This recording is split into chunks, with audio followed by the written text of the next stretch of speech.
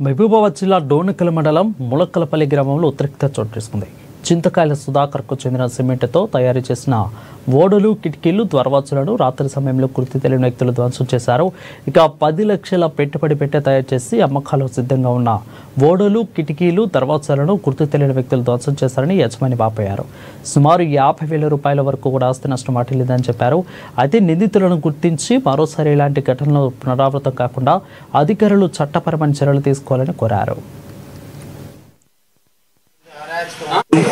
మా చెల్లె, మా బావ కల్లూరు నుంచి వీళ్ళు వచ్చి ఇక్కడ ఒక కంపెనీ ఒక 10 లక్షలతో స్థాపించారు. ఈ వాడలు, ఈ కిటికీలు, దర్వాజాలు ఇవన్నీ పోస్తూ జీవనం సాగిస్తున్నారు.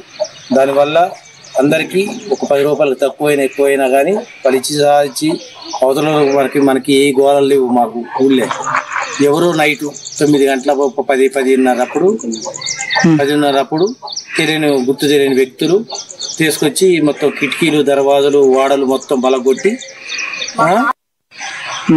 50,000 నష్టం. ఇదే మన డోర్నకల్ పోలీస్ స్టేషన్ సిఐ గారికైనా, ఎస్ఐ గారికైనా విజ్ఞప్తి, వచ్చి ఇవన్నీ చూసి మాకు సాయం చేయగలరు. వాళ్ళైనా వెతికి